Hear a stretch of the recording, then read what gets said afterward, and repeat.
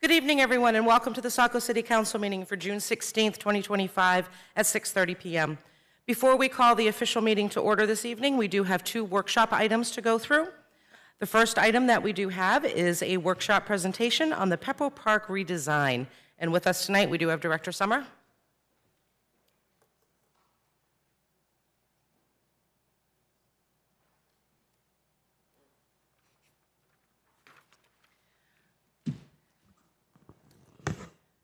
Good evening, Madam Mayor, council members, audience. It gives me great pleasure.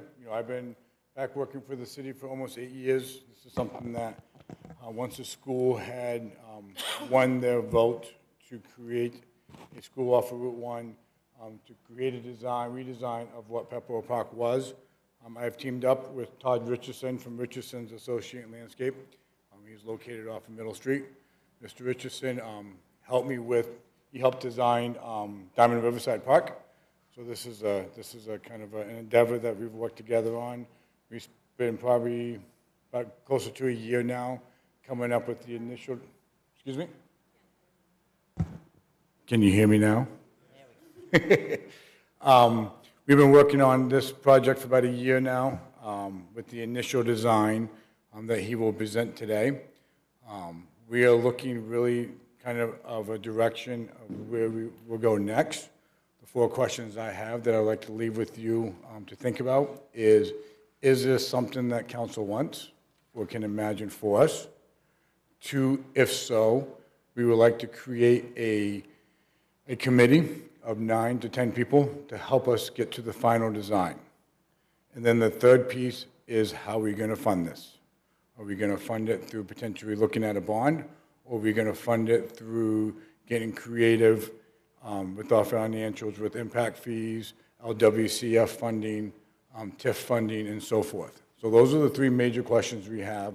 But really, it gives me great pleasure to introduce you to Todd Richardson from Richardson Associates in Landscape to present to where we are today with the hope of moving forward this project.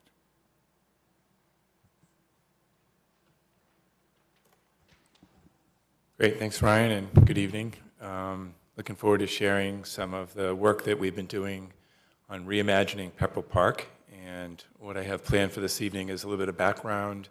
Then I'll spend a number of minutes talking about the plan, and then following the plan, I have a number of images that hopefully project the quality and spirit of what might be ahead. So let's get started here. I think you're seeing this on those monitors, is that right? Okay, good. I want to start by just showing where Peppo Park is in relation to other aspects of the city, and I have a couple different scales, but you can see on this one the generally central location of the park. To the south, you can see the rail line, you can see the river, you can see the cemetery, you can see Route 1 in downtown. So it's pretty centrally located, and in a minute I'll show you some aerial photographs that show what the development looks like around it. Coming in a little closer, you can see the Fitzpatrick School in the middle of the site right now. This plan calls for reimagining the park without the school. You can also see the Burns School and some of the other recreation facilities and open space facilities within close proximity to Peppo Park. The red dot on the plan shows Peppo Park, and you can begin to see the density of residential use around there. And in a minute I'll show some concentric circles that show how close or far it is for various people in neighborhoods that abut it in the downtown. I don't need to say a lot about this, but you can see that the school exists right in the center of the park there. The rail line is to the south at the bottom of the page, Beach Street up at the top. And then these concentric circles, the dot in the middle is the middle of the park, and then a quarter-acre diameter, quarter-acre walking distance, half mile and 1 mile. So you can see, depending on what you call walking distance, there's a lot of people that can access this park. It's right in the heart of the city. Ryan introduced that Peppo Park's not new. It's changed its character over the years with the school. Here's an early drawing back from the Sanford map series in 1872, showing a trotting park within the park itself. And then this is quite an interesting drawing. I think this is 1881. This is from the Olmsted brothers, which I don't know if people are familiar, but the Olmsted firm designed Central Park, a lot of the park system down in Boston, a number of parks in the Portland, Maine area. So this is a firm that was doing work throughout the country in regards to parks, developed this plan for Saco. Here's some old postcards that shows the previous efforts. You can see the fountain and the pond were a central feature in Purple Park when it existed. A few more images here showing the grandness of the open space, mature trees. And then here's a couple images of the park today. So at the top of the hill, there's that signature stone tower that's there. There's a cemetery within the park. As I mentioned, the school's within the park. There's some community gardens. There's a dog park nearby. You can see when you get in and around the school, there's access and parking to the school in the middle of it. Some sidewalks that lead from the community into the park. And this is a plan that overlays a current drawing with the old Olmsted drawing. So ghosted in the background is the Olmsted drawing, and ironically, you can see the connection to some of the streets that exist today, the rail line that exists today when that original park design in 1881 was completed. So I think in front of you, you have this kind of sketch master plan. I just want to walk you through the different components of the plan. So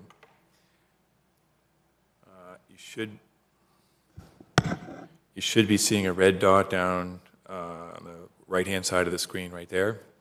So that would be the primary entrance into the park. And one of the things that is notable is that the circulation is different than how it exists today. So on the upper left, you can see School Street comes in here. And rather than coming through the neighborhood, this plan suggests a new road that connects through to School Street from Beach Street. And so the main entrance to the park would be off of Beach Street. It heads down towards Old Orchard if you turn left, and further down to the Saco coast.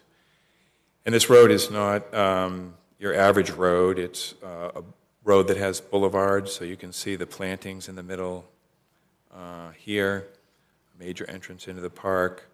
This is a drop-off area here. There's two areas to park within the suggested master plan.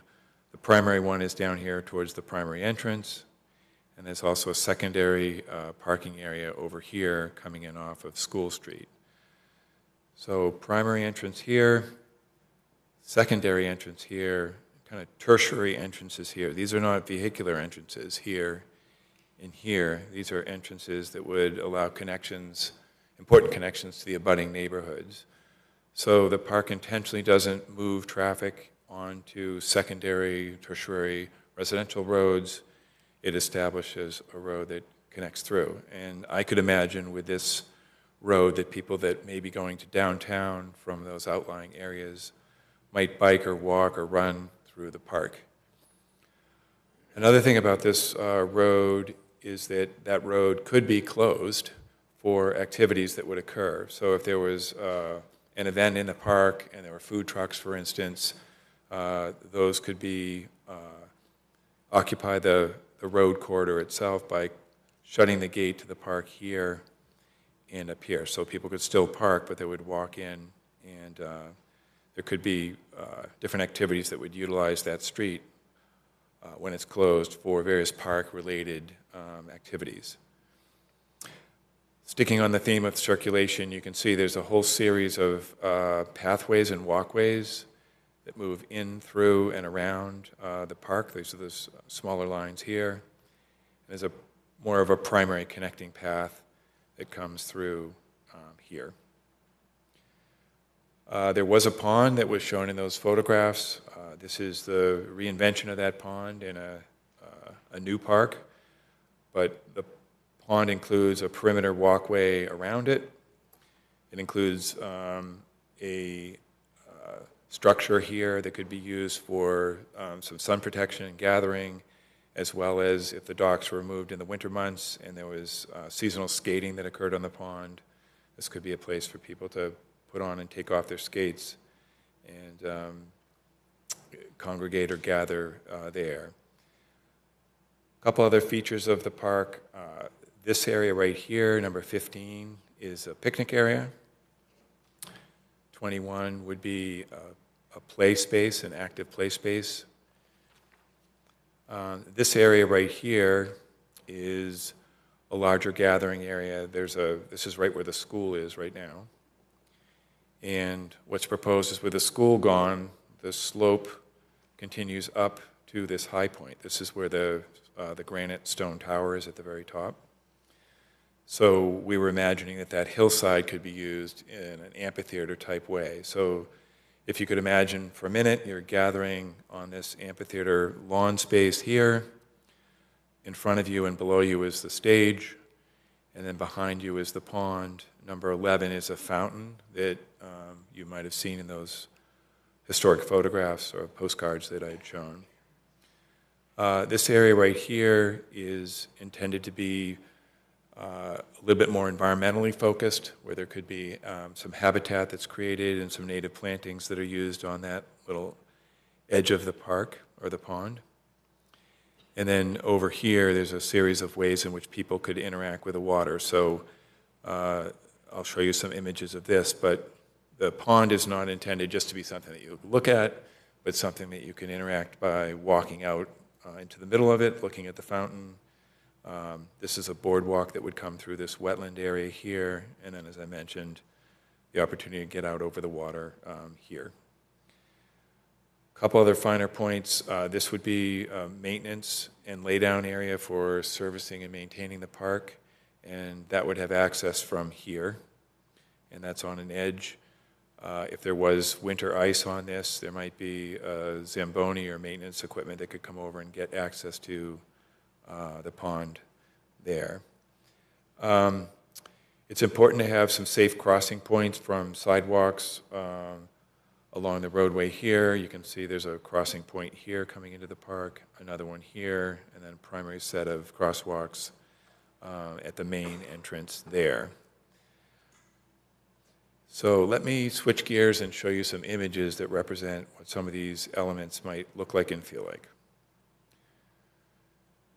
So one of the things that in this passive park, it would be intended that it would serve people of a diverse age group. So seniors, kids, school kids, adults with kids, without kids, handicapped people. There's a lot of walking opportunities and gathering opportunities. There could be additional programming that happens through the recreation department or other departments within the park itself.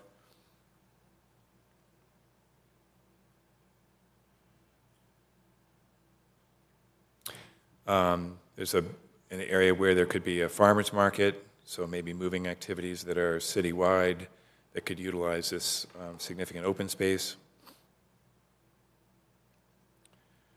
The picnic area, unfortunately I don't have a picnic area right next to the pond, but in the proposed design, it is adjacent to the pond.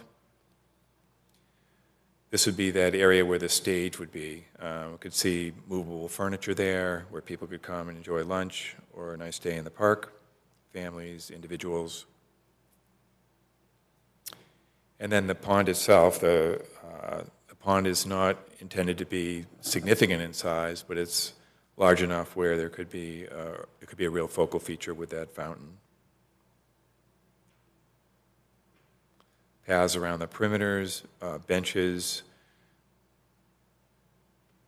and here's some examples that reflect what a fountain could look like within the pond. So it would bring aeration to the pond. It would also bring white noise and could be a focal feature illuminated at night or just a feature during the day within the park. And that would be the backdrop to the stage from the amphitheater as well. This idea of interaction with the water, just showing some other parks where people can get out over the water. There's plantings, there's access, and it's more of a dynamic interaction with the pond. I want to acknowledge that clearly there's liability issues that need to be addressed, but some cities and towns have created places such as the ones on this slide. This is beginning to show the boardwalk out to the overlook in the pond and the boardwalk over by the area that is intended to be kind of conservation and ecologically oriented on that edge of the pond.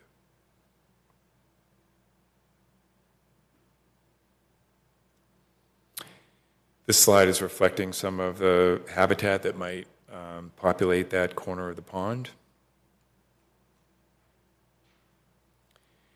And here's some of the winter use. I think that there could be some great snowshoeing. There's probably enough of the pathways for some cross-country skiing, pond hockey, and skating.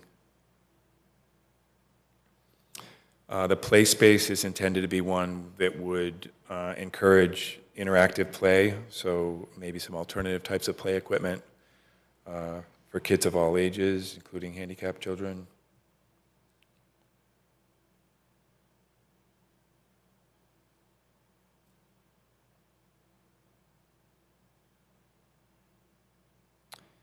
And then the hope would be with all the paths that there might be some opportunities for some exercise stations and fitness related to the park as well. The amphitheater I mentioned is kind of a significant gathering space. Here's a couple examples where it's tiered seating that focuses towards a stage or some type of platform on which you could set up a stage. But this would be integrated into the existing hillside that's pretty optimum for such a use. And then I'm not sure any one of these is the perfect picture of a gate to this new park, but some way of really signifying and celebrating the entrance. This reflects probably the primary entrance. Some of the secondary and tertiary entrances wouldn't be this grand, but really celebrate this public amenity and asset. This might be representative of the pavilion by the pond.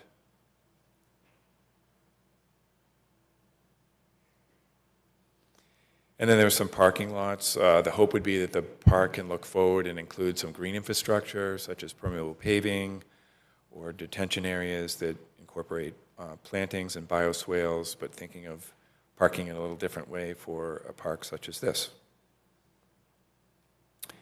And I don't know if it's appropriate to answer any questions that people might have, or if Ryan wanted to do that together. If there's time for that, I'd be happy to take any questions. Great, thank you very much. Any questions or comments at this time?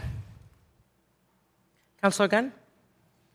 Thank you, Madam Mayor. Mr. Richardson, I'm very excited by the inclusion of the amphitheater in the performance area. That's something that's always been, as an outdoor space, been lacking in Saco for God knows however long. I was curious in terms of the composition of the amphitheater itself, because I know from experience, if you go, say, to Portland and Darien Oaks, they have a big sort of a stage set up, but it's pretty much on level ground, and they have some natural grottos there where it basically encourages people to, you bring out their lawn chairs, and if you don't have a lawn chair, essentially you can't see. I know that's one of the issues why I don't go to the Ella Bean shows anymore, right, because it's like, if it's so level ground that you need to have this and that to actually make it work for you. So I was curious, because I'm thinking about like what the setup they have at Fort Williams, where they have the old grandstands where it's concrete, where you basically have the natural seating already there as opposed to having to bring your own seating. Yep. So I was thinking about your thoughts on that as a setup. Also, in terms of ballpark, what kind of capacity do you think it would be? It would fit as composed, though, because certainly this could be used for a significant space. Yeah, great question. So thanks. There is natural topography there, and so some of the images do show that there would be an area for benches. I think there would also be some area for people using a blanket or bringing their own chairs, but I think it is sloped, and I think there'd be an excellent opportunity to incorporate benches within the slope itself so that it serves not as an auditorium, but more like an auditorium than just a sloped lawn like you might have at other venues. I'm picturing like what the Greeks and the Romans used to have, where it's like built into a slope, and it's everything you need is already there. And if you want, it's like going to a ball game. If you want something comfortable, you bring something nice to sit on. but like anyone can walk off the street and sit down without any preparation. I think that's what kind of, Yeah, that's intended. Yeah. Having said that, the goal would be to create an environment that isn't just feels like it's useful when there's a larger performance there. So thinking that people may use that to just enjoy sitting out. So the amphitheater hopefully doubles as a great space to be in when there isn't a performance as well.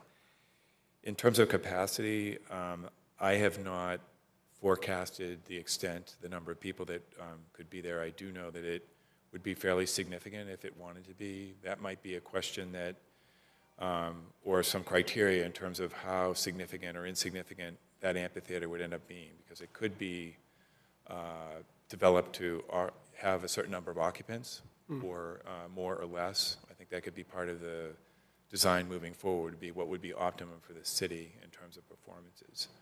I'm of the opinion that, you max it at 100 or something. That would be like any small play space you have in Portland or something where it's like, it's 48 seats or something where it's intimate but not too overwhelming. Certainly because that would take away the need for a amplified sound system, though, something. But like you said, if there's flat ground towards the front, though, then people want to bring their chairs. That could add another 20 to 30 people, depending on how you set it up.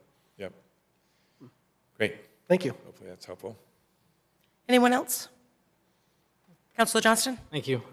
Just to Councilor Gunn's point, I'm in agreement, but I think some of those slides, if we go back to them, do a good job at kind of expressing how I viewed the amphitheater. There's one, if I remember correctly, that has kind of trees in it, and it's a gradual incline. It's just more intimate.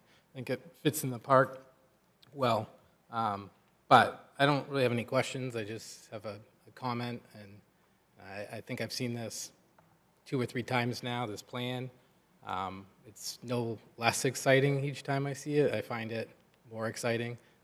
Perhaps, Doug, you can comment on that also.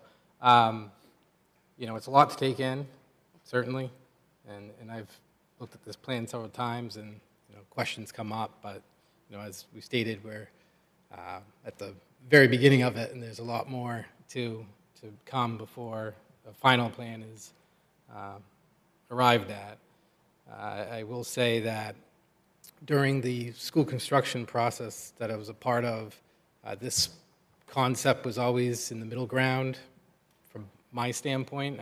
I know it was other committee members also, and I had opportunities to share this vision with other parents and residents when discussing whether to bond or not, or that project.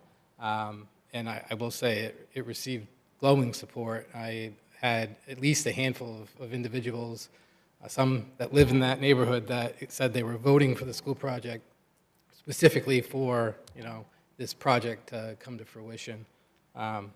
So I would just say that I'm supportive of it. I know there's a lot more to figure out, but it's a real unique opportunity. One that I don't really know if we don't do it now, we'll ever see that opportunity again, really to reclaim the park, the historic park, to what the intent always was. I think this is an awesome, it's actually beyond what I imagined, to be honest. So I look forward to moving this forward. Thank you. Thank you. Anyone else? Councilor Edwards and Councilor Hatch. I would agree with Councilor Johnston. I'm very excited about this. The one question I have is, I'm looking at the parking spaces, and I know, like at Diamond Riverside, everyone's excited about that park, but the parking is very small. Like, so if you have an event there, there's really not a lot of parking. What do you anticipate that parking that's in the illustration? How many vehicles? Yeah, it's an excellent question, and I think there's a balance between, it's like the mall. If you go to Christmas shop there, you're way out in the back 40, right? But then 99% of the time, that's just sitting there. So I think has some similarities to that. Do you design it for the greatest number of people, or do you design it for some happy medium, whatever that might be? But I think that would be something that would really want to be studied. If there is the possibility of some adjacent off-site parking that could be used for special events than the need to put all the cars right within the park and maybe compromise some of the other opportunities that could be there for all those other days. I think that really needs to be investigated. But yeah, we did have 2 parking lots, and they're not large enough for events, I can tell you that. But I think in terms of the number of cars and the regular use of visitors, I also think that provisions were made for people to use alternative modes of transportation. I'd love to see the buses cycle through there, places for bikes, electric bikes, you know, providing provisions for people to get there other than getting in their car. And that's why that diagram that showed the number of people that live within a mile, the hope is that a great park like that would be their destination on a regular basis by foot. Great, thank you. Councilor Hatch? Thank you, Mayor. I like the plan. I think one of the things that came to mind as you were describing the roadway network through there is whether or not that might be an opportunity for the city to reassign events that we may normally have downtown into that area. The Arts Festival comes to mind, the Pumpkin Fest comes to mind, because we're now struggling with the costs of shutting down Main Street Saco, and any way we can design this to accommodate that, I think would be very, very worthwhile and very interesting. My daughter and son-in-law live in Knightville, South Portland, and the park there is a major, major attraction for the folks in that area. I have been there on numerous occasions for several different types of community events, so I can see the value. The one issue, actually 2 issues that I think we need to get our arms around before we get too far into this is, first of all, and I don't even know that we've even discussed this and there's an answer to the question, but I'm just going to throw it out there, is that the repurposing of Fairfield School as a building, I don't know that we've had any discussions about whether that's a good idea or bad idea, and clearly in this design we're tearing the building down, so I think that would be a point of discussion we probably want to get through at some point before we get too far here.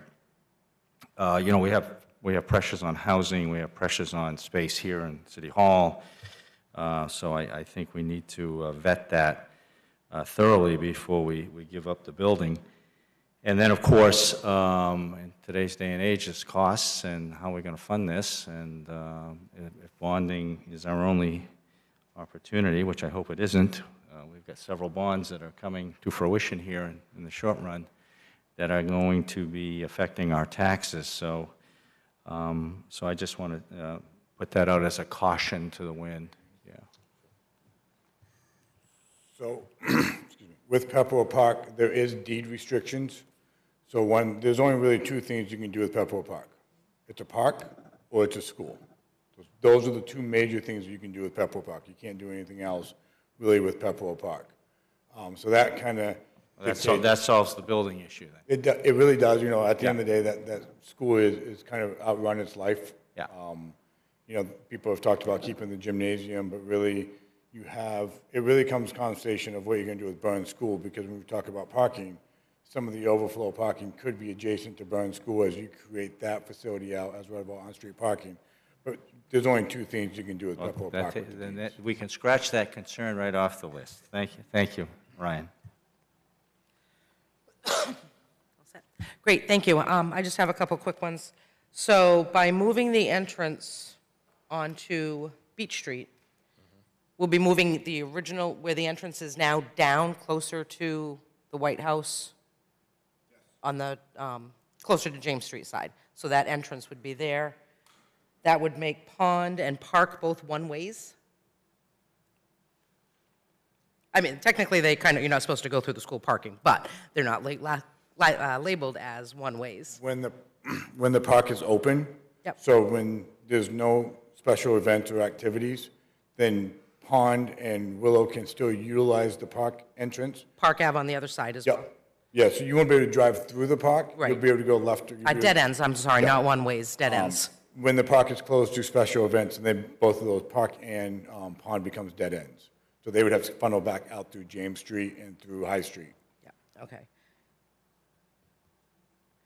And so that parking number 2 is the open plot of land before the church? Yes. So where we have a few years down the road, we could potentially be looking at the Oasis Club too, as what we do with that building at that point.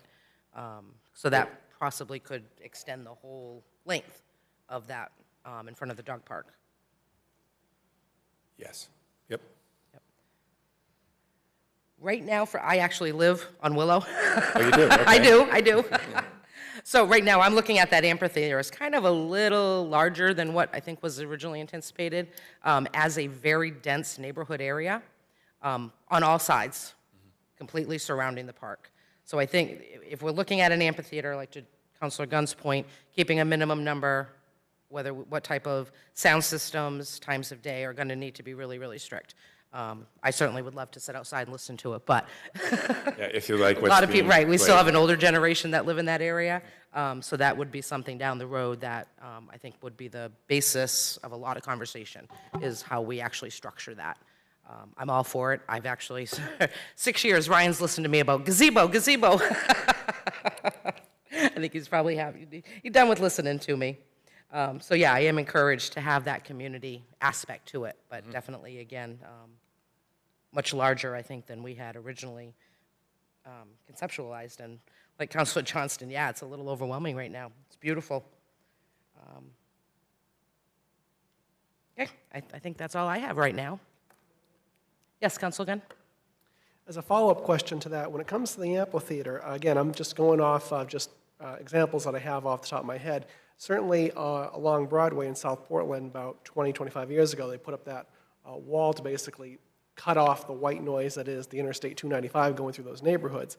I'm thinking that if we're going to have tree features around the amphitheater to essentially give it sort of a foresty type feel, would it not be possible that within those trees, I'm going to assume pine trees just for example because it's thick, you really can't tell what's behind them if you clump them all together, it would be possible to put some sort of noise canceling barricade at least on the side that faces the Willow Street neighborhood as a way of perhaps cutting down on noise, though, I mean, at the same time, you disguise it with the trees, though, so it's not like it's an eyesore, just like a barricade. All of a sudden, if people just look at it as trees and they walk up to the amphitheater, and they just happen to see the wall through the trees as they're kind of walking in, though, would that be something that would be practical, or?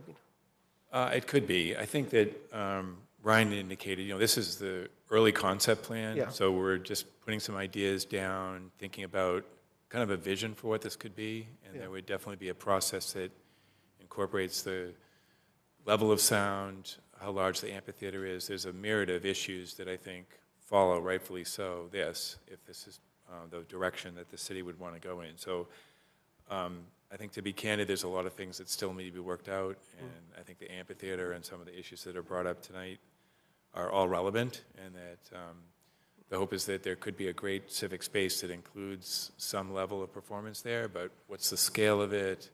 Are there noise attenuation or barriers that help keep it quiet? I think all those need some investigation. And as a follow-up question to the issue of parking, the new through road that's going to pretty much kind of runs parallel to Willow. I'm seeing the tree partitions that you have in the middle. I'm thinking again of the setup that they have at Darien Oaks, where they solved the parking problem by just letting people park on the side of the road. Would it be practical to actually allow that with those partitions in the middle, though? Or if you remove the partitions, would it be easier as a through street or as a one-way street? I forget which way direction it would be going at this point. If it was a one-way, I'm not sure if it was designed as a one-way. So how do you envision that road? Yeah, it was intended to be two-way. Two-way, yeah. And I could see many different configurations of how you could also use the road for on-street parking, maybe parallel parking. I think the issue of parking, the number of parking spaces, the number of people that might attend an event are all really great questions to accommodate the right amount of people. Ideally, the parking, as this plan is showing, the parking is on an edge of the park, not in the middle of the park. And there's a series of connecting pathways. There's drop-off areas if people were physically challenged to get right to where they need to get to. But are they adequate? I still think there's some investigation that's warranted on that question. I was thinking, because yes, I mean, for daily use, I mean, you could have limited parking along that access road, maybe, again, towards both corners, so you leave the middle part free of cars. That would probably give you about 30 extra, parking places. But then again, when you have an event like Dog in the Park or like a arts festival or something, then you could basically, deny all parking there to keep that open, or like for food vendors, trucks. And then that's where you get the shuttle service in, and make use of the Burns lot, though I can see practically that way. But on a day-to-day use, like a Monday through Friday use, to get in those extra spaces, though, because, I mean, kids being kids, though, if there's no one using those parking lots, I mean, they could use that for, you could put up a basketball court, though, and have games off to the sides so they're not taking up the middle, or any, where they're doing hacky sack, or just something where they need pavement. Yep. But it's off to the side, so it's not taking up things. I could just see, because you're trying to think organically how, people are going to take advantage of the spaces. And if, and again, also to the simple fact that if you have older folks that want to use the main part of the park, to minimize their walking distance from the corners, certainly by having, being able to park on the side of the road might be beneficial, just as a... Yeah, I could see some additional handicap spaces towards some of the key entrance points into the middle of the park. I think it's a reasonable suggestion. Oh, thank you. Director Summer, with the committee that you would like to set up, are we looking at staffing, using residents committee? How would you like to get that formed? And is that something that you want to be in charge of, or work with administration on getting people appointed? What I'd be looking to set up for a committee would be one member from the Parks and Recreation Advisory Committee, one member from the Conservation Committee, one member from Council, and then 6 to 7 members from the general public. I will lean on you guys and Council and City Administrator Bahenko to help me create that committee as we move forward. Okay, great. Thank you. Madam Mayor? Yes. I would just ask as a follow-up, though, since we're going to ask for a variety of opinions on this one, no daytime committees. I want to see committees that will meet in the afternoon or early evening, so it gives anybody who work during the day the opportunity, because I know during the school committee, so there was often, blowback because sometimes committees met in the middle of the day. I don't think that's beneficial to get a full range of opinions. Thank you. Yep, Okay. that'll be fine. Okay, great. We will work with you on getting that set. And any other questions or comments? The one last question with Mr. Hatch. My idea with this park, I've always called it a destination park. All special events, ideally coming off of Main Street, going into this park to be dedicated, working with Saco Main Street, working with the police department for a national night out. It really, truly, I envision this park being the city's downtown destination park. That's great. I think that's how South Portland operates as well. So, and it creates this central community. Correct. It's really, really a good idea. And then having Memorial Park right next to it across the street, so you'll have a passive park and an active park right next door to each other. Great. Thank you very much. Oh, did you? No, I would say organically, just presented to this is good. This is very good. Thank you. And we can only improve upon it at this point, though. I mean, to have an organic-looking, pond, so it doesn't, because, the old pond in the old days looked great, though, but, this isn't, the mall in Washington, D.C., where it just takes up all this valuable real estate that people could use, though. I think this is a nice, give it a rural feel, and you put together something really good here. I like it. Yeah. Thank you very much. Great. Thank you.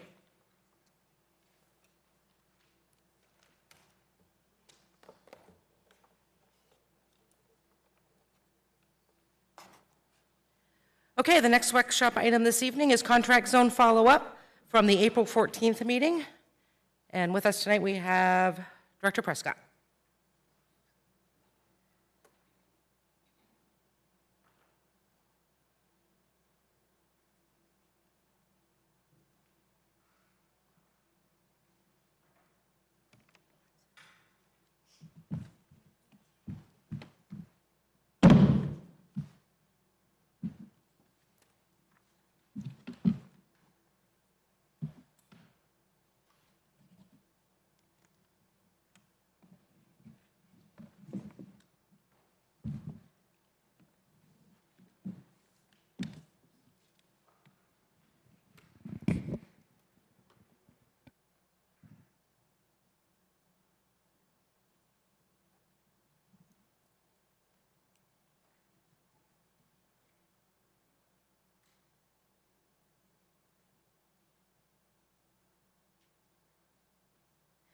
Good evening, everyone. Good evening. Thank you for having us. If you'll bear with us just a minute, the technology will work.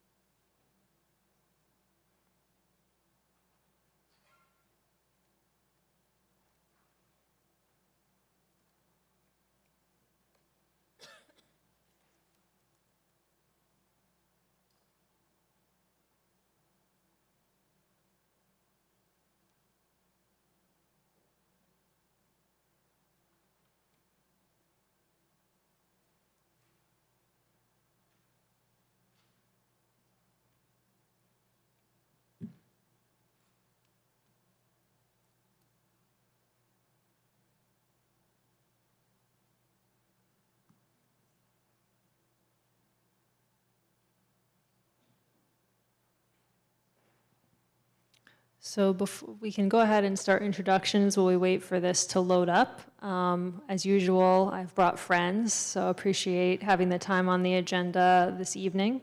I'm going to go ahead and start with introductions on this side of the table. Hi, everybody. Leah Rachin, City Attorney. Lauren Forte, Assistant City Planner of Compliance. David Toomey, Director of Code Enforcement.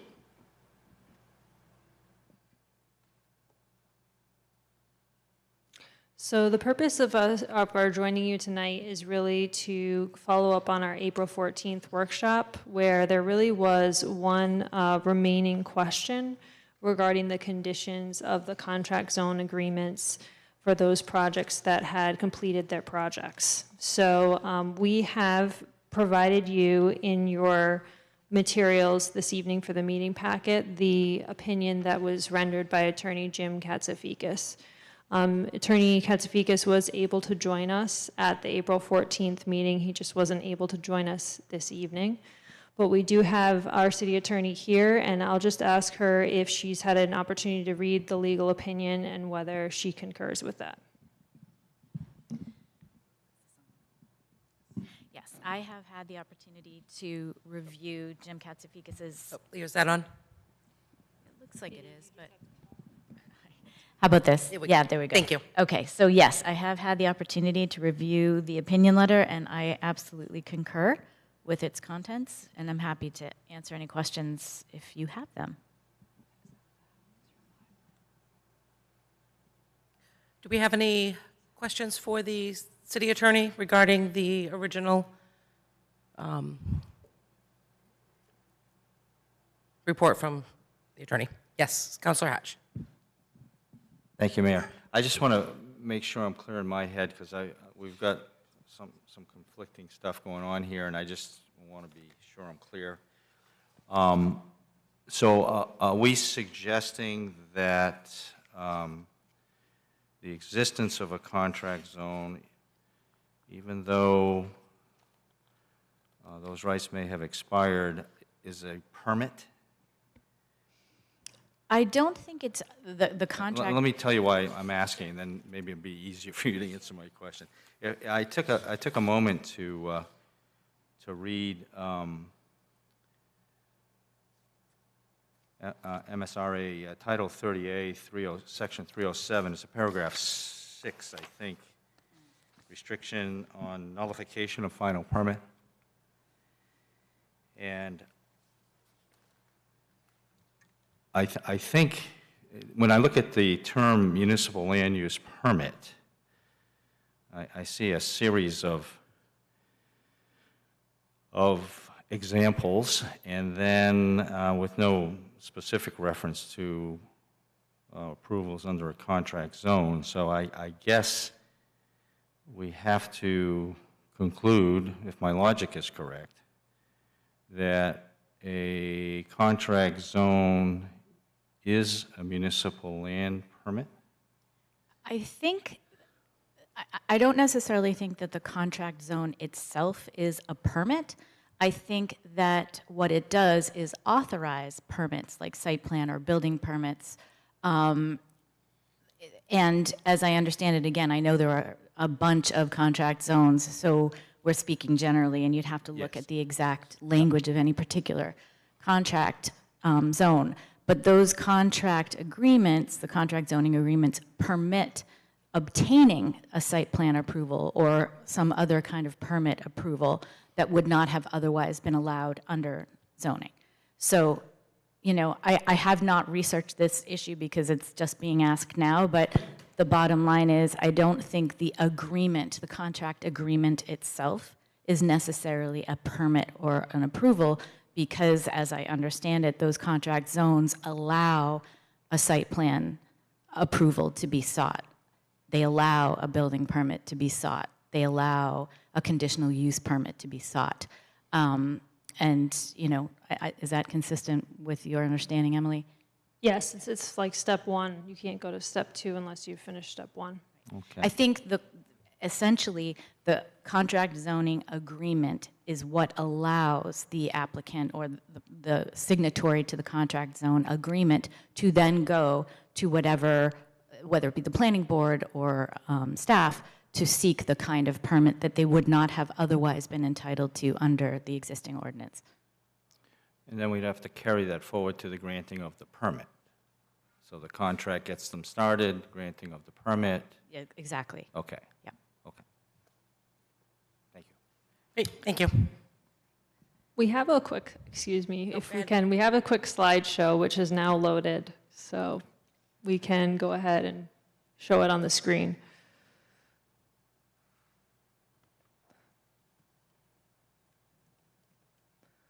Some of this we've already gone over, but our goal was to come back to you and to share our findings from Jim Katsifakis' continued review.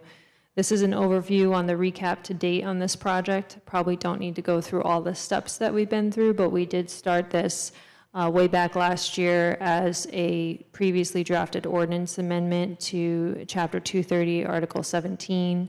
That resulted in some questions and a requested legal opinion, which we did get in December. In February, we had a city council presentation. After that, we had shared that we were going to do a staff analysis based on the original legal opinion and do some contact and reach out with property owners and contract zone holders, which we did in March. In April, we came back and presented findings on where we were with city council. And from that April 14th discussion, we had the follow-up question on conditions and the conditions of approval relative to protecting primarily abutting property owners and how those would be interpreted going forward is what the legal opinion was requested of us. And that's where we are this evening. Our understanding of the question that we were trying to answer is on the screen. I'm sure you've read Jim's opinion, and you've already, our city attorney here has already addressed some of the questions.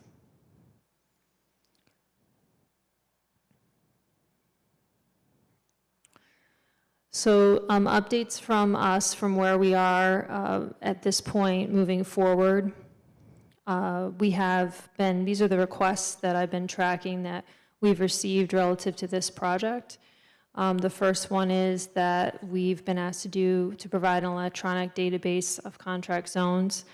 I'm going to pause at the end of this slide and let Lauren show you where that is today.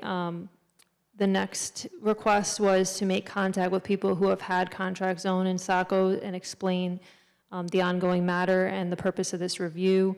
Again, we held the info session in March, and we also did personal outreach to several contract zone holders. Request number 3 that I have was to analyze the contract zones and provide a presentation on where we're at. In February, April, and June, we have provided these presentations. Our 4th request was to prepare documentation showing the contract zone conditions and the site plan conditions for council. I'll share with you the work that's been done on that, especially our focus was on the 29 contract zones that are considered legally non-conforming or / completed contracts. The 5th request, I guess these are in no specific order, but the next request was to prepare draft ordinance amendments and updated SOPs for consideration of ordinance amendments with the City Council.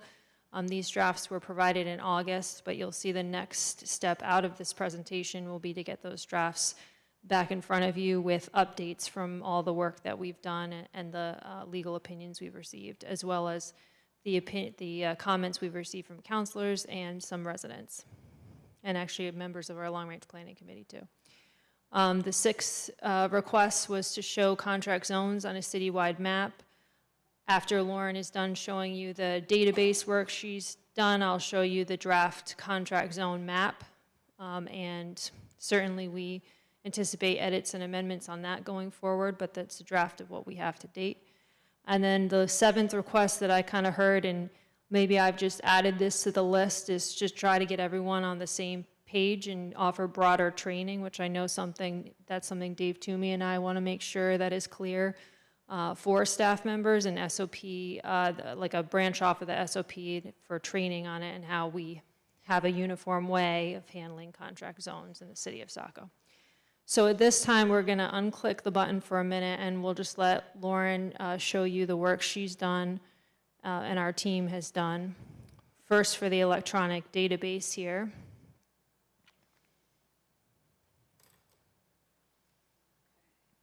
All right, thank you, Emily. So the electronic database is accessible through the Planning Department's webpage.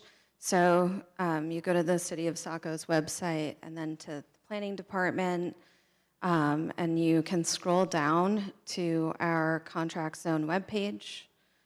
And here we have post and pre-2021 contract zone agreements. They're all labeled and accessible by PDF. You can look through them. And then outside of that, I've created this kind of extensive document, 616 pages, and it's all of the city's 29 completed contract zones, and they're all indexed here. And you can see the contract zone agreements with approval letters, site plans. It was kind of an exhaustive effort to search through the city's archives and on the registry of deeds, anywhere that I could find them in the code files. Thank you, Dave. So it was quite the feat. But if you scroll throughout the document, you can see each subsection with associated documents. So hope that's helpful. So we will be using that. That will be on our webpage by the end of the week. But the first webpage she showed you is already live and available on sacomaine.org/planning. It is everything we've been able to find relative to the contract zone agreements themselves on that webpage. We did not post the null and void contracts because they're null and void, but we certainly have copies of them. It's just that they're not really super relevant for future and current property transactions. This is a draft contract zone map. It's we will share a version you can zoom in on this, and like a more enhanced PDF version. The blue represents those contract zones issued before 2021, and the yellow are the contract zones issued after 2021. So obviously you can see there's a lot less of the post-2021 contract zones here. And we will make it clear as to how to treat those contract zones in the documentation that we will be working on with our city attorney. We just didn't want to have anything lost. So we want to make sure it was very clear what the city had done and what the city's active contract zones are. So I wouldn't be too concerned about this map because it will be edited a bit, but I just want to make sure that you knew it was coming and we had a draft version of it in the works. And thank you for the help from Public Works. Kyle Mundorf, our GIS specialist, helped us with this. This is just our disclaimer we have on here about the work we've done to date.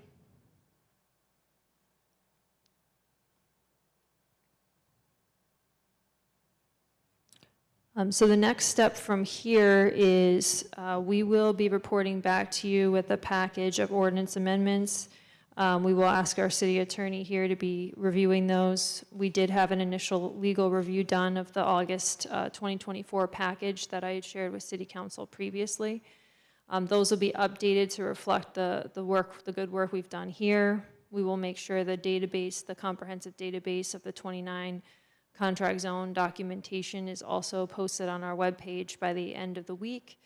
And then we will have like a whole package of documentation to provide to you, including the plan for ongoing monitoring and compliance, which Lauren and I will be finalizing for the contract zones that are approved, have already been constructed pre-2021, and fall under Jim's memo here that the conditions will extend. So we will be providing details on how we will monitor and continue to ensure that compliance happens with those contracts that have ongoing monitoring requirements.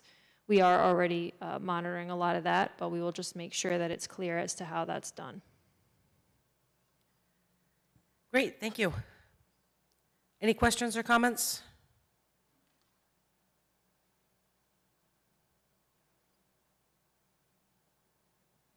Councilor Hatch? Thank you, Mayor McPhail. At some point, are we going to be exposed to the rationale that got these CZAs in certain buckets? Are we going to be able to see that? So I'm certainly happy to provide some more info along the way. I was planning that this would be the last workshop specific to contract zones, and that we would share with you more details in memo formats and in ordinance amendments going forward. Okay, so when we get to the ordinance, we're going to see where these various CZAs fall into the buckets that we talked about? Yes, and we did do all the buckets April 14th. Right. Yeah. But we haven't, I don't know that we've gotten all the rationale to figure out how we got them into the buckets. So I'm happy to work through city administration and city attorney to see how best to present that information and bring it forward. That would But be helpful. we did use the legal opinions available, and we did a good job analyzing among staff. Yeah, I appreciate that, and I just think from a council standpoint, where we're the governing body over the contracts, I think we need to understand where everything ended up and how it got there. So that's just my own personal opinion. I don't know about the rest of my council colleagues, but if we can funnel that information to us through city administrator, I think that would be very, very helpful. Great. Okay, thanks. Thank you. Okay, thank you. Anyone else? Okay, I don't think we... No, I guess I'll... Okay, Councilor Johnston? Appreciate the work or the data that we will have available by end of week, I suppose. Sorry, I'm thinking on the fly here, because this is a lot to digest, and it has been a lot to digest, and I think that I, again, would support Councilor Hatch's comments. I personally need an understanding of how we got to where we're going. I'm not sure about the rest of you, but I'm no more confident today than I was in February or April.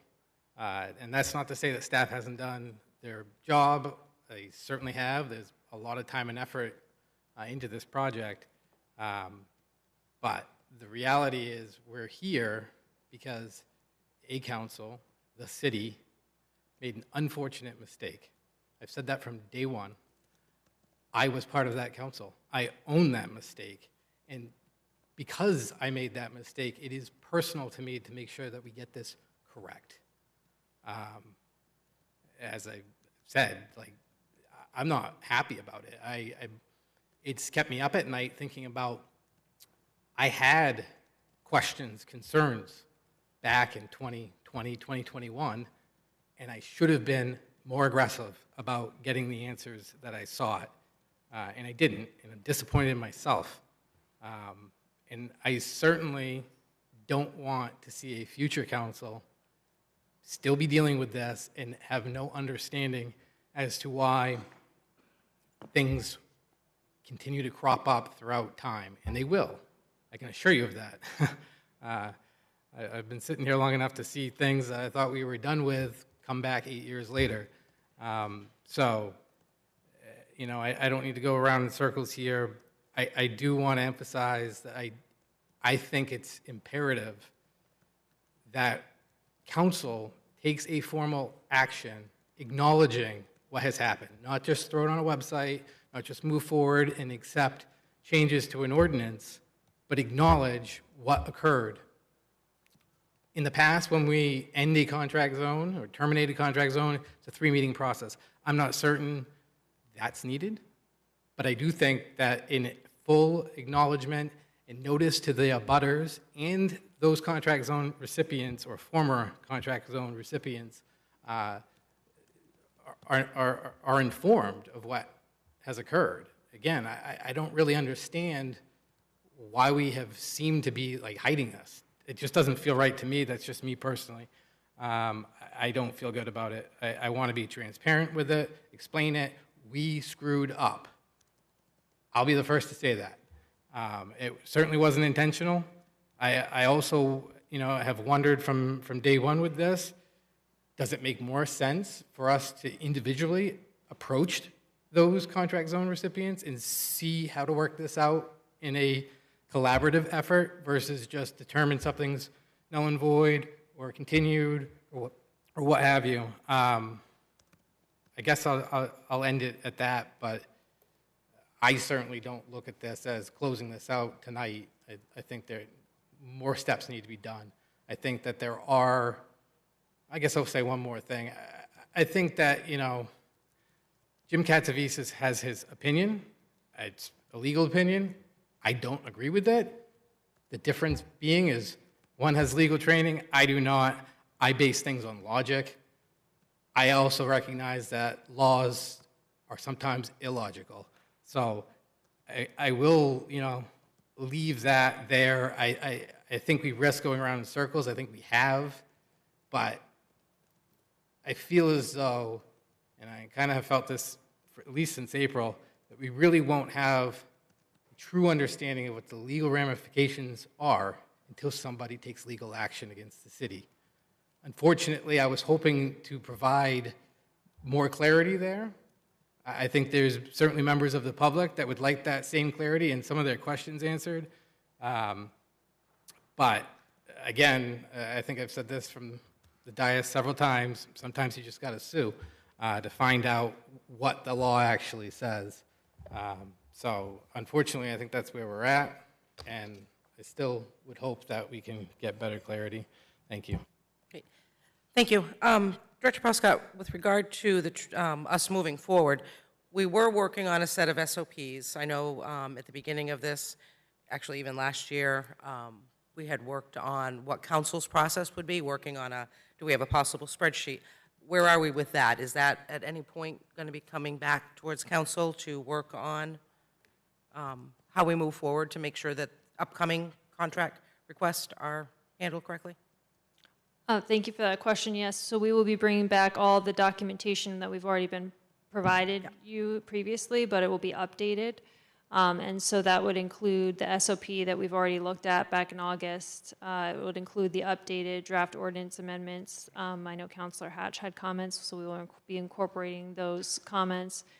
And then certainly we are here to support the City Council, and we did provide information along the way. We've been doing our best, but if there's something else that Council needs or some action, formal action that you would prefer to take, we can certainly vet that out through City Administration and the City Attorney. What we were looking to do was to answer the questions to the best of our ability with legal consult, and that is really how this evolved to where we are this evening. Okay, great. Thank you very much. I appreciate that explanation. Anyone else? Any final questions or comments? Okay, I think we're set with everyone. All right, thank you very much, everyone. Appreciate you coming out tonight.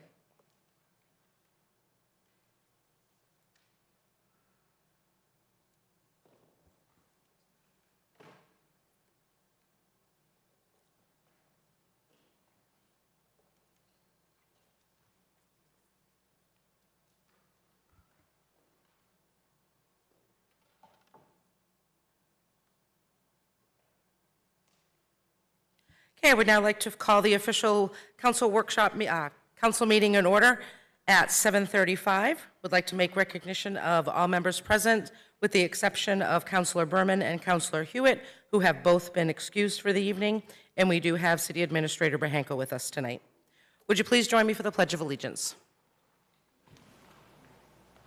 Pledge allegiance to the flag of the United States of America and to the republic for which it stands, one nation, under God, indivisible, with liberty and justice for all. Thank you, everyone. Moving on to item number 4, there is no general. Item number 5 is committee correspondence to council. Are there any council members wishing to speak? Councilor Edwards and Councilor Hatch. Thank you, Mayor. Saco Main Street, one of the groups that I work with, want to remind you that this Saturday, the 54th Annual Saco Sidewalk Arts Festival is happening. But if you don't know, it is not going to be on the sidewalk. It will be at the C.K. Burns School due to construction on Elm Street in Biddeford. But it promises to be fantastic. Weather should be good. Vendors will be ready to take your money, and a lot of entertaining will be happening. And they will be trying to focus on art and crafts this year more than they have in previous years. So it's a very exciting time in Saco. I encourage all citizens to go and be part of Saco's Art Festival. Thank you. Councilor Hatch. Thank you, Mayor McPhail. The Ad hoc Citizens Grievance Committee is putting the final touches on its final report, and we'll be presenting it in workshop session at the council meeting on July 14th. Thank you. Thank you very much. Anyone else? Councilor Gunn? Thank you, Madam Mayor. The Long Range Planning Committee meeting that was originally scheduled for last week, I believe has been rescheduled for next Monday at 5 o'clock. I do believe it is scheduled still to be over at the Public Works facility. Of course, this being summer, though, keep your eyes peeled on the City of Saco website in case something comes up. There is a flu going around. You never know. It might be canceled again, but it is scheduled to go for 1 week from now. Thank you. Great. Thank you very much. Anyone else?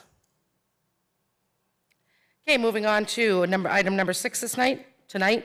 This is public comment. If there are any members of the public wishing to speak, please step forward, state your name and address for the record, and you will have 3 minutes to speak to the council.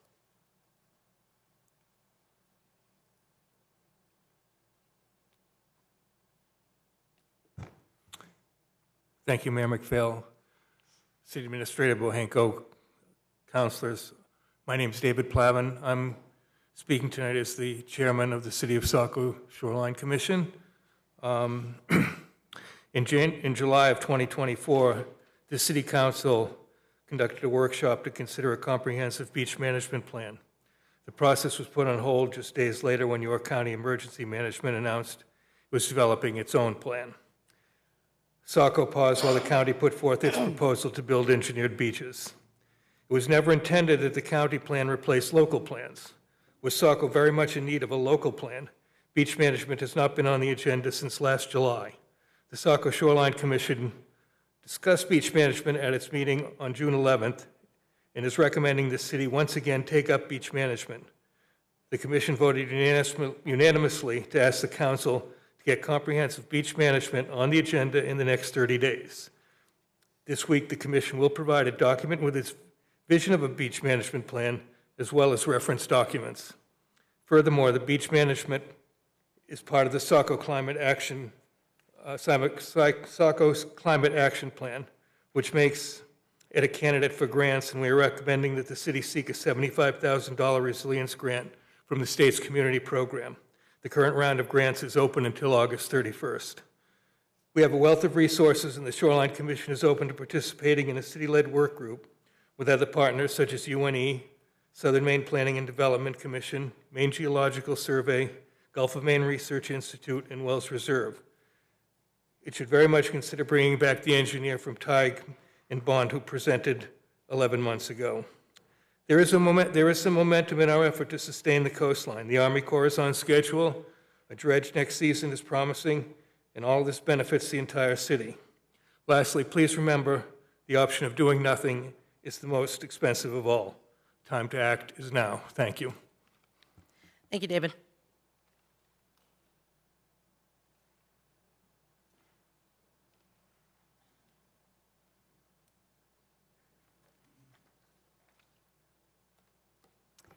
Hi, good evening. My name is Inga Brown. I live at 161 Simpson Road. Council, I am appreciative of the workshop item this evening, but I must say I am rather shocked at the lack of clarity, questions, and that Attorney Katsiafikis' opinion was basically brushed aside with as Attorney Rasheen said, I've read it and I concur with the contents. There is absolutely no understanding by members of the public what, in God's name, we're talking about tonight. There is no sunshine, there is no accountability, and I can understand why some of you might not have had questions, because this is rather a heady topic with many questions. For the record, is a contract zone agreement a permit? I think Attorney Rasheen this evening said a contract zone is not a permit. What test was applied to determine whether a CZA had vested rights? How many land use permits, site plan approvals, building permits were issued under CZAs between the repeal in 2021 and today? What is the legal status of any buildings constructed in CZAs during that time? And what has happened since 2021 with any site plan amendments and expansions to contract zones since 2021? I believe it is understood by all that each contract zone must be reviewed independently. That's fine. But what is the resolution moving forward? I think it was Councillor Johnston who is talking about the need for a full acknowledgement of what has happened. But what needs to happen is a formal determination in sunshine, in public, in the record, in the documentation of what has occurred with the repealed CZAs. Anybody in this city who has a CZA pre-2021, it has been repealed, it is nullified. And the planning staff, as hard as they are working, and I would like to acknowledge that, are not addressing the elephant in the room. Let's be clear, please hear me on this particular point. By state statute and by city ordinance, the code enforcement officer must make a determination of vested rights, the determination of those vested rights. Without a formal determination in the record, there can be no appeal. There can be no complaint. There's nothing to appeal except a contract zone workshop on a project. I am baffled. I am disappointed. This cannot be the last workshop on this item. This cannot be reviewed behind the curtain without full sunshine. Thank you. Thank you. Any other members of the public wishing to speak?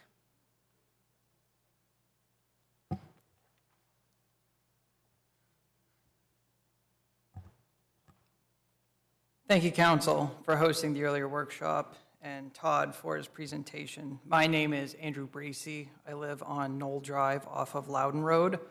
And I've proudly served on the Historic Preservation Commission and Parks and Recreation Advisory Board, and have seen some amazing projects and ideas add to the community we all call home. In my 6 years of serving Ryan, the department, and the city, I know when Ryan feels passionately about an initiative, His focus, his determination, his tenacity, his energy all become invigorating and a joy to be associated with. I cannot recall a time he has expressed a fraction of the enthusiasm he holds for this project. Ryan has been steadfast in providing the absolute top return on investment for the city and the citizens in every definable measure of returns and investment. The quality of living, the services provided, the care and attention rendered to parents and patrons, and the beautification of our open spaces all matter in his decision-making process, and it has been no small undertaking, providing just the rendering we at the advisory board level reviewed, same as you did here tonight. The potential impact of the project proposed cannot possibly be fully determined in a budgetary cycle, much less a single workshop like we have tonight. Think less of where each tree will go or how wide the median has to be on Beach Street. Important considerations, no doubt, for hopefully a later date, but more what a destination park like this would mean for Saco's downtown, as well as its regional significance. Over the last half-decade, society and expectations from our local leaders have been radically altered. With this park, we have a once-in-a-lifetime opportunity to enshrine some of the brightest spots of the last few years, a more central community, and engaging outside public space. Your process and considerations, while more weighted than mine, are gratefully acknowledged tonight, and as the case with most initiatives brought before you, I trust this conversation is only just beginning. I'm looking forward with delight to see where this conversation goes, and I implore your careful consideration of this project over the coming weeks and eventual favorable support. Thank you.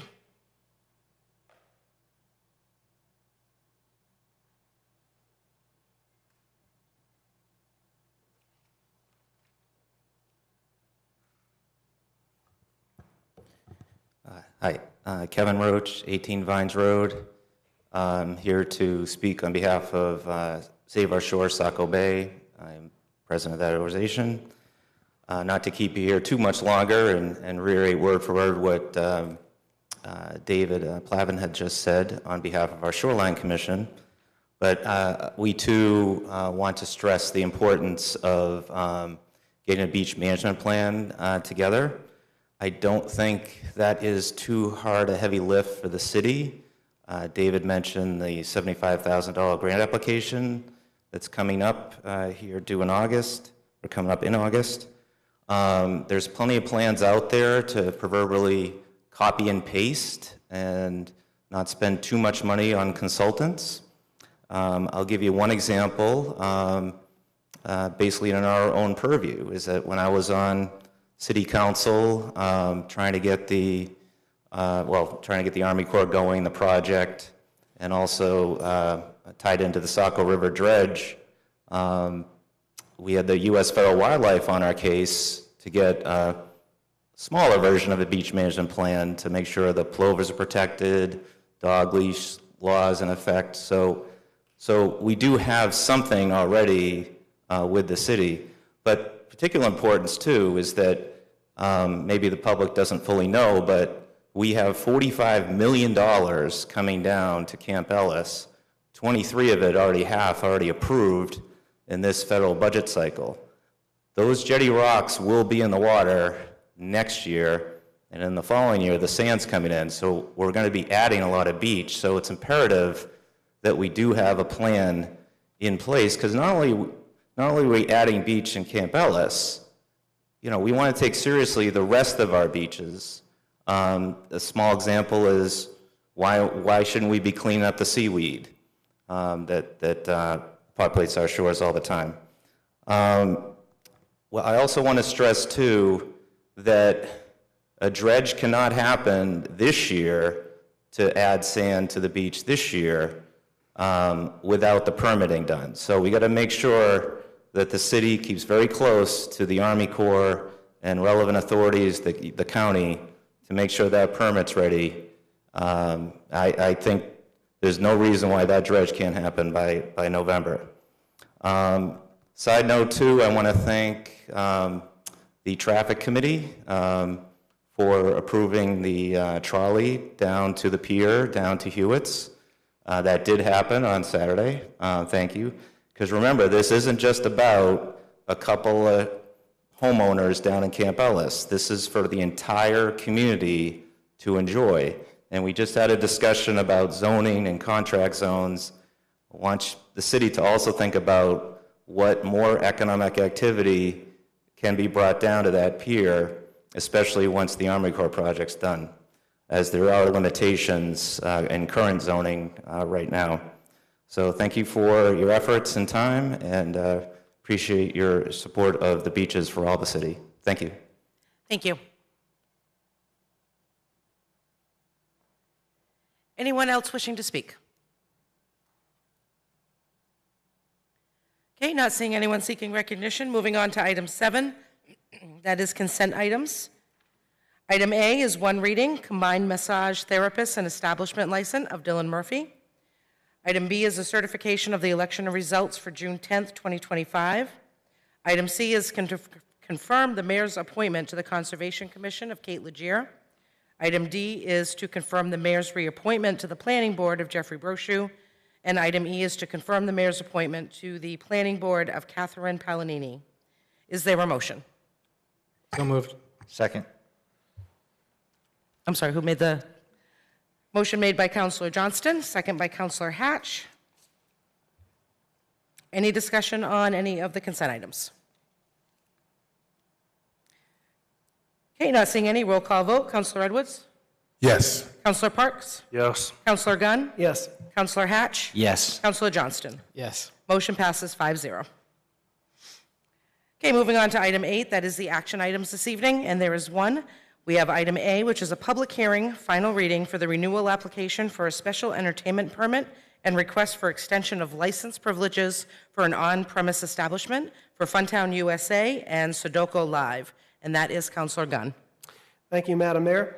Funtown Splashtown USA has applied for renewal of the establishment's special entertainment permit to hold 21+ only after-hours events on July 12th, 2025, August 2nd, 2025, and August 23rd, 2025. Volume Services Incorporated, doing business as Sudoku Live, 774 Portland Road, currently has a liquor license that covers a couple other areas of the amusement park.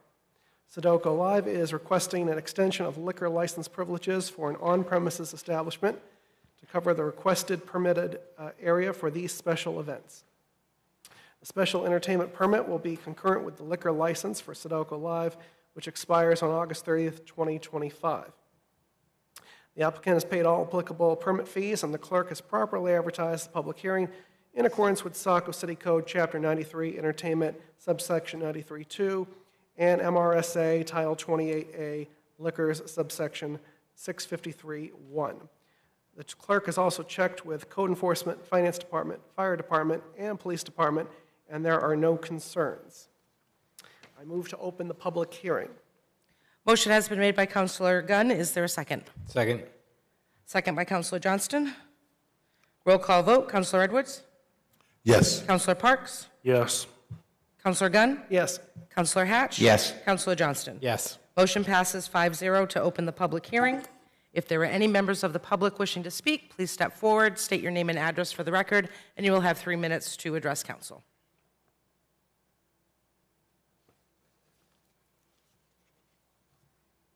Okay, not seeing any members of the public wishing to be recognized. Councilor Gunn. Thank you. I move to close the public hearing and be it ordered that the City Council grant the renewal application submitted by the Funtown Splashtown USA for a special entertainment permit and Volume Services Incorporated, doing business as Sodexo Live, for an extension of the license privileges for an on-premises establishment for the following event dates: July 12th, 2025, August 2nd, 2025, and August 23rd, 2025. Said entertainment permit will run concurrent with the liquor license for Volume Services Incorporated, doing business as Sodexo Live. I move to approve the order. Motion has been made by Councilor Gunn. Is there a second? Second. Second by Councilor Edwards. Any discussion on the item? Okay, not seeing any. Roll call vote. Councilor Edwards? Yes. Councilor Parks? Yes. Councilor Gunn? Yes. Councilor Hatch? Yes. Councilor Johnston? Yes. Motion passes 5-0.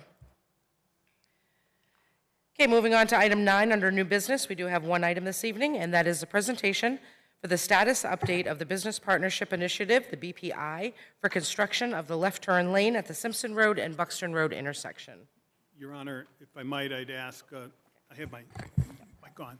If I might, I'd ask that Director Prescott come forward along with Director Moore come forward to talk about this matter. In your packet, you have a detailed memorandum that gives you the history of this issue. And as also in the memorandum, there's provided some ideas that we might use to go forward to move the project along. We specifically stated this is clearly a policy issue that we wanted to get feedback from the City Council on, and I'll let both Director Moore and Director Prescott go through the background. Thank you.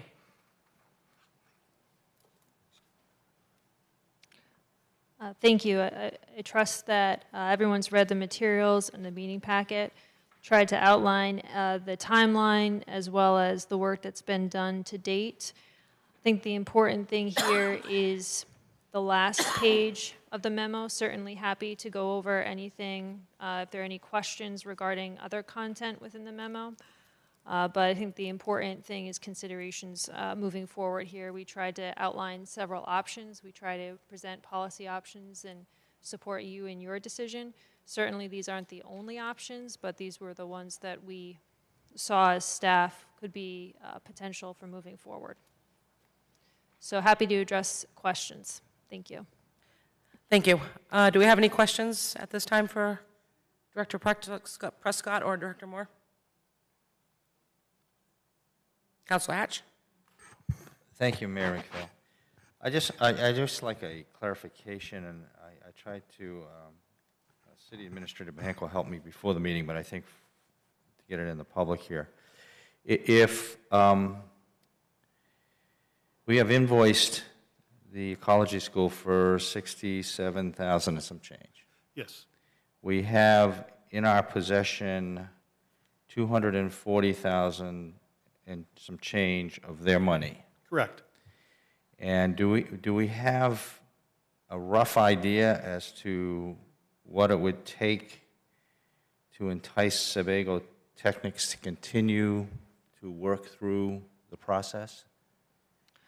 So Sebago Technics is owed $75,000. I believe at least half of that would be needed, so about $37,500 would be needed to move things forward. Okay, thank you.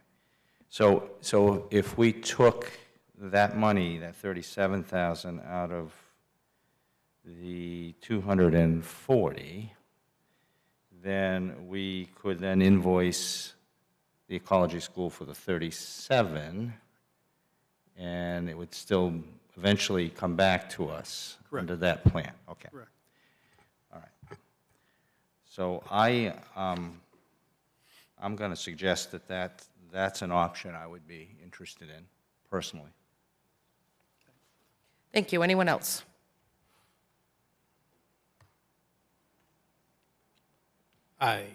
Councilor Johnston?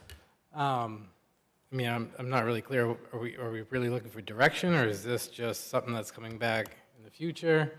I guess I would say to Councilor Hatch's comment, you're suggesting we pay their delinquent debt. Is that accurate? Is that with their money? Understood, but yeah. And they're $67,000. They're a partner presently with both the state and the city of Saco, and they're a delinquent to a private entity. And as I understand it, the suggestion is that we, regardless of where the money's coming from, I understand we have it, can, I guess, make it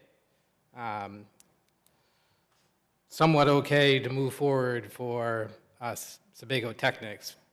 There's additional monies that would be incurred, correct? And there's no guarantee they're going to pay that. That's correct. I guess my issue is that this comes back to, and not to, redebate this whole topic, But the issue at hand is financial capacity, and it's been the issue since 2015, and it's clear as day, front and center, that they never had financial capacity. And now the city has gotten involved as a partner, and it's embarrassing to me that we have a partnership with a delinquent entity. I don't know, again, I think you can probably tell where I'm going with this, but hey, I voted no, as did you, Councilor Hatch, to this BPI in the first place. This was a major reason as to why I voted no, because I don't understand how an entity that has consistently shown a lack of financial capacity made sense for us to move forward and become a partnership. So again, obviously you're not looking for a vote tonight, but I'm inclined to do nothing.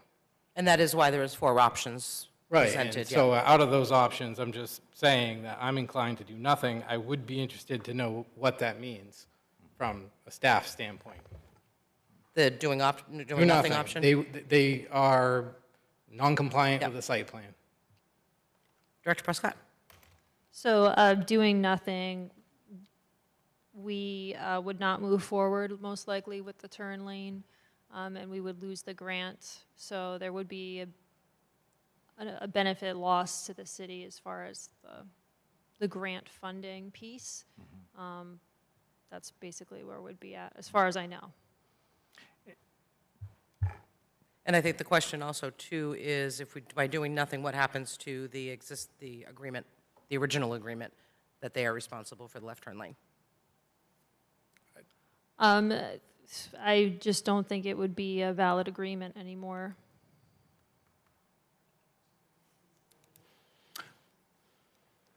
Councilor Hatch? Yeah, I just want to make it clear, and I appreciate your feedback, Councilor Johnston.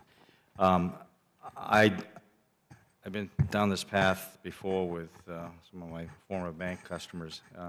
My suggestion would not be made if it was city money, but I do acknowledge the likelihood that this suggestion that I made simply kicks the can down the road.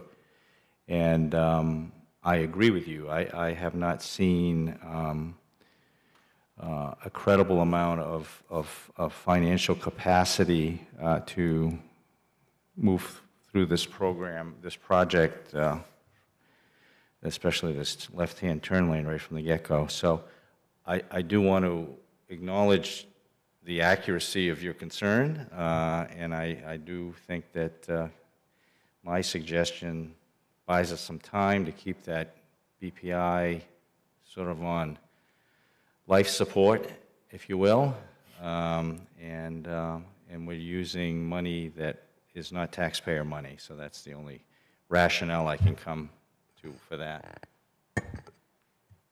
Thank you. Anyone else? Councilor Gunn? Thank you, Madam Mayor. In the spirit of Councilor Hatch's comments, and in order to potentially move this along, again, with using their own money, I think it would be appropriate to entertain a motion to suspend the rules, because that would allow us to essentially direct the city administrator to one of these options. So I'm going to make a motion to suspend the rules. Thank you. A motion has been made by Councilor Gunn to suspend the rules. Is there a second?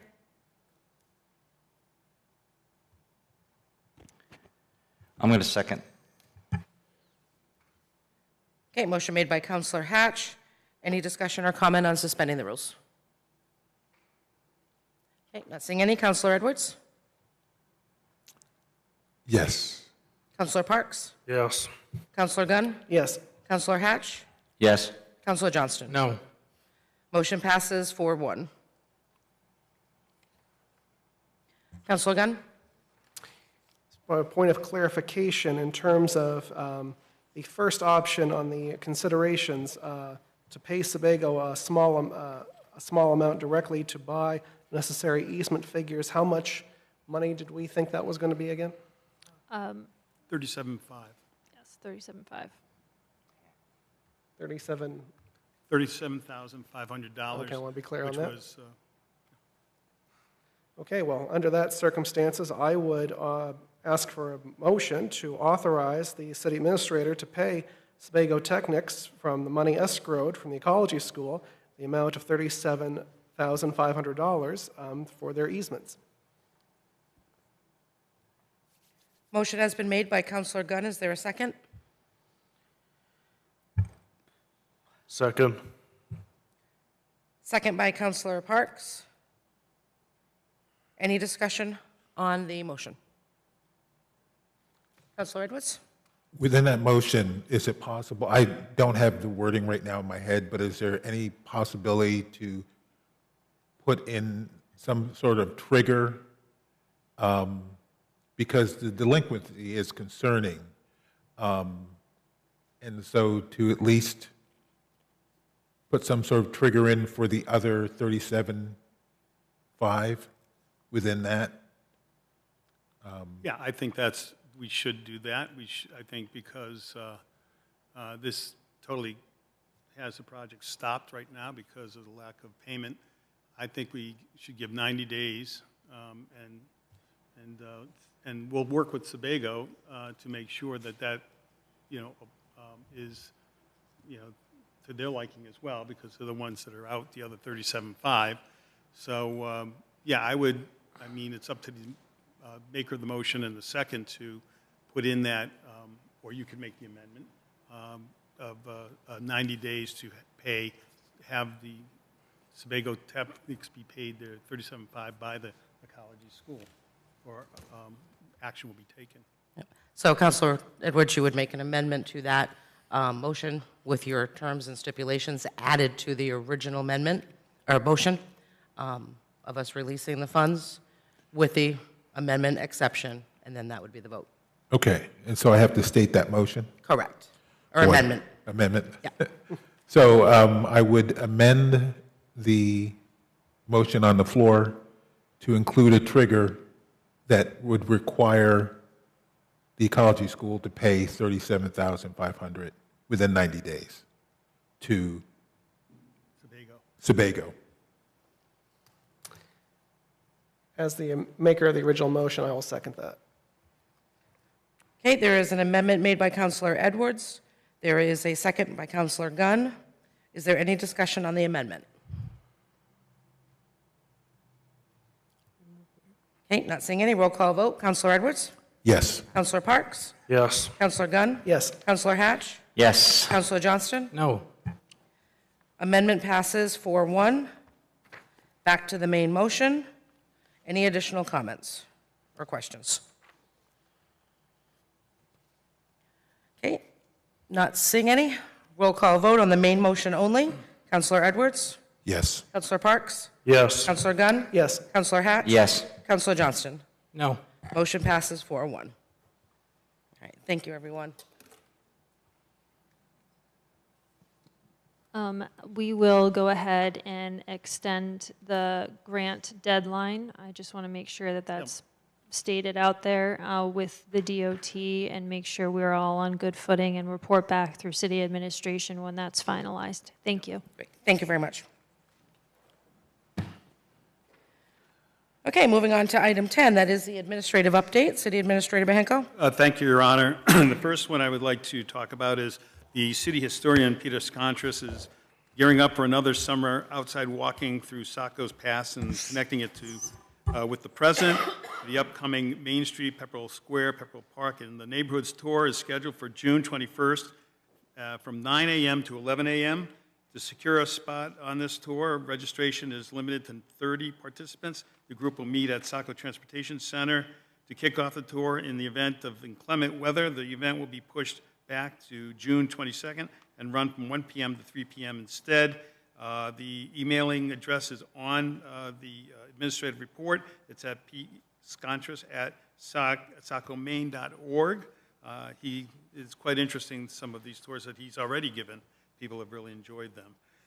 The other thing I want to talk about is Main Street Demonstration Project. The City of Saco, in partnership with the Greater Portland Council of Governments, Maine DOT, Bicycle Coalition of Maine, and James Task Consulting are planning to install a demonstration project to slow traffic and enhance the safety of people crossing Route 1 at the crosswalk located at Thornton Academy. The project will include the installation of speed tables, flexible lane delineators and pavement markings, and pedestrian signage. The planned installation is scheduled for June 30th and July 1st based on the availability of materials and the weather. The project is driven by a desire to make design changes that will support the goals of the Vision Zero Greater Portland Initiative and is supported by the Safe Streets for All grant.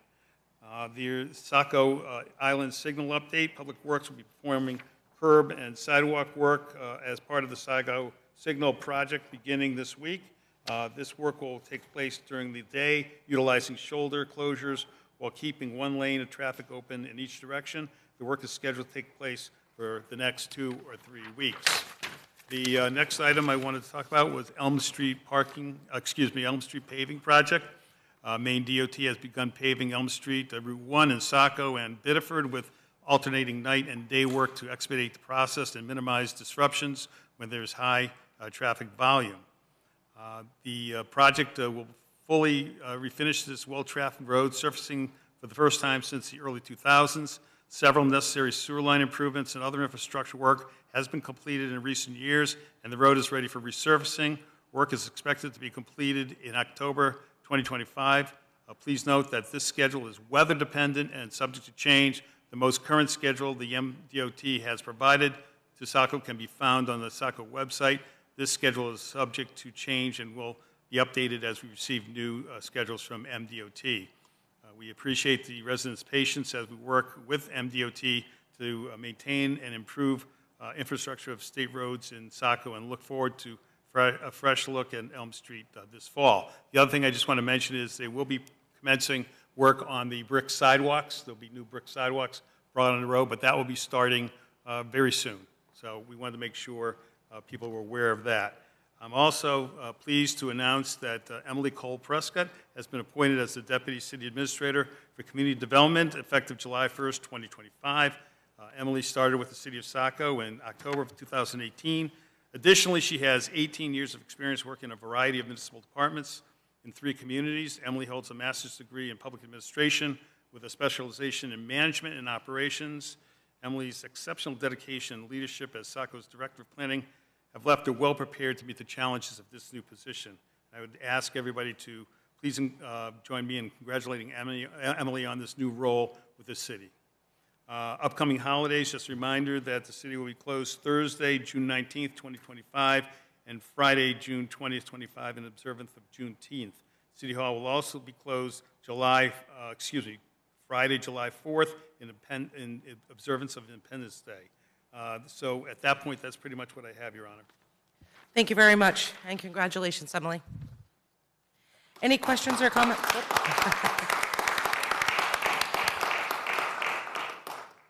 Any questions or comments for the City Administrator? Okay, not seeing any. Moving on to item 11, that is council discussion and comment. Any councilors wishing to speak? Councilor Gunn? Thank you, Madam Mayor. I would like to make a quick statement.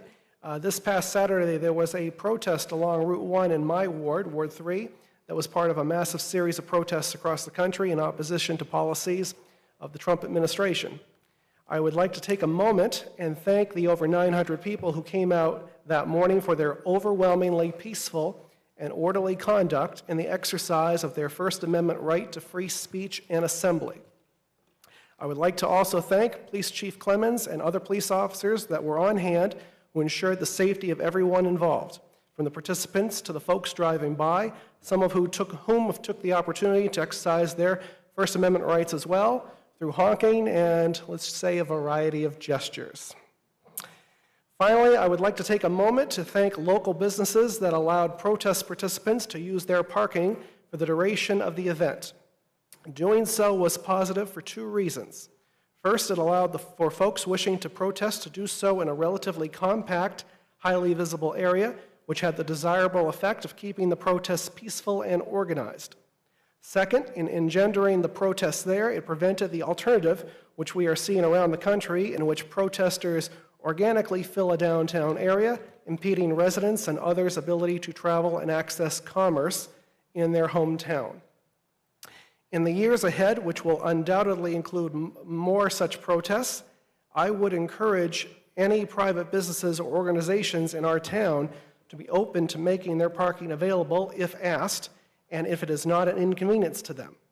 While organizations may be influenced by political or other considerations in allowing or denying temporary use of their private property, I would simply say that by saying yes, you are not only positively civically for the reasons I outlined above, but also it's not the worst way to advertise your business or organization in a positive manner. Thank you, and I'd like to submit that statement for the record. Thank you. Any other councilors wishing to speak? Okay, moving on to item 12, executive session. Is there a motion? Councilor Hatch? Thank you, Mayor McPhail. Be it ordered that the City Council enter into executive session pursuant to MRSA Title I, Chapter 13, Subchapter 1, Section 4056, A, Personnel Matters, and D, Thornton Academy negotiations. Thank you. A motion has been made by Councilor Hatch. Is there a second? Second. Second by Councilor Edwards. Roll call vote. Councilor Edwards? Yes. Councilor Parks? Yes. Councilor Gunn? Yes. Councilor Hatch? Yes. Councilor Johnston? Yes. Motion passes 5-0 to enter executive session at 8:16, and we will be downstairs in the conference room.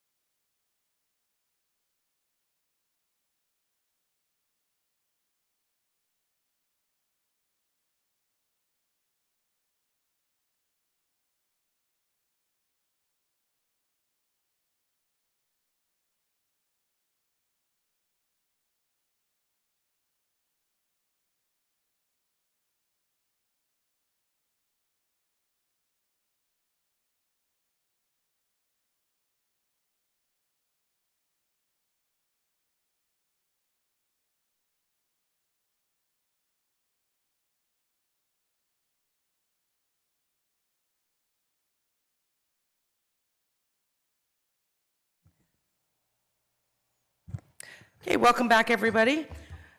Is there a motion to exit executive session? So moved. Motion made by Counselor Hatch. Is there a second? Second. Second by Counselor Edwards. Roll call vote. Counselor Edwards? Yes. Counselor Parks? Yes. Counselor Gunn? Yes. Counselor Hatch? Yes. Counselor Johnston? Yes. Motion passes 5-0 to exit executive session at 9:27. Is there a report? No report. Thank you. Moving on to item 14, is there a motion for adjournment? So moved. Motion made by Counselor Hatch. Is there a second? Second. Second by Counselor Edwards. Roll call vote. Counselor Edwards? Yes. Counselor Parks? Yes. Counselor Gunn? Yes. Counselor Hatch? Yes. Counselor Johnston? Yes. Motion passes 5-0 to adjourn at 9:25. Thank you, everyone, and have a great evening.